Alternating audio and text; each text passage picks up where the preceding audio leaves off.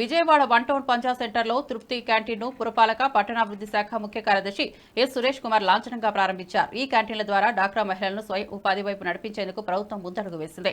మెహ్మా ఆధ్వర్యంలో రాష్ట్ర వ్యాప్తంగా 750 తృప్తి క్యాంటీన్లను ఏర్పాటు చేయనున్నట్టు తెలిపారు. ఇప్పటికే నెల్లూరులో అమలు చేస్తున్న క్యాంటీన్ ఆదివారం 10,000కు పైగా ఆదాయం సాధిస్తూ మహిళలకు ఉపాధిని అందిస్తోందని వివరించారు.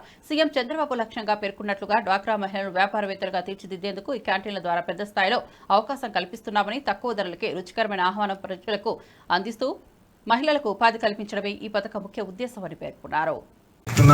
అలాగే ఈ గ్రూప్కు కూడా అన్ని విధాల ఆశంసలు. మీరు మంచిగా మీరు చేసుకుంటే మీరే స్టార్ పర్ఫార్మర్స్ అవుతారు. ఇక్కడ ఈ విజయవాడలో ఈ ఒక తృప్తి క్యాంటీన్లో మీరు విజయవంతంగా చేస్తే మీ దగ్గరికి వచ్చి చాలా మంది నేర్చుకుంటారు.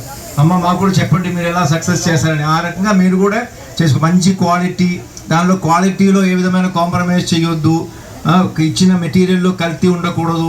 అవన్నీ నేను చెప్పాను కదా, కెమెరాలు ఉన్నాయి, ఏ ఉంది, మేము కూడా పట్టుకుంటాము, ఫీడ్బ్యాక్ తీసుకుంటాం. కానీ మీరు చేయరు నాకు తెలుసు. అయినా కూడా పబ్లిక్లో ఉంటుంది కదా, కొన్ని సందర్భాల్లో ఏమవుతాయి, ఎవరైనా మీతో పోటీ పడే వాళ్ళు చెప్తారు వీడిది బాగలేదు, అప్పుడు మేమే చూసుకుంటాం బాగా ఉందా లేదా. మా దగ్గర కూడా రిపోర్ట్స్ అన్నీ వస్తుంటాయి. కాబట్టి మనం ఎన్ష్యూర్ చేయాలి. ఎస్పెషల్లీ మనకు తెలుసు కదా, విజయవాడలో ఏదైనా ఈ పర్టికులర్ నీటి ద్వారా వచ్చే కలుషితమైన నీళ్ళ ద్వారా వచ్చే వ్యాధులు ఇవన్నీ అప్పటికప్పుడు స్ప్రెడ్ అవుతూ ఉంటాయి. ఎస్పెషల్లీ వర్షాకాలంలో అది లేకుండా కమిషనర్ గారు కూడా చూసుకుంటారు, వాళ్ళ హెల్త్ స్టాఫ్ చూసుకుంటారు. శానిటేషన్ మెయింటైన్ చేసుకోవడము, క్వాలిటీ మెయింటైన్ చేసుకోవడం, అవన్నీ ఆ రేట్స్ కూడా స్టాండర్డ్గా ఉంది.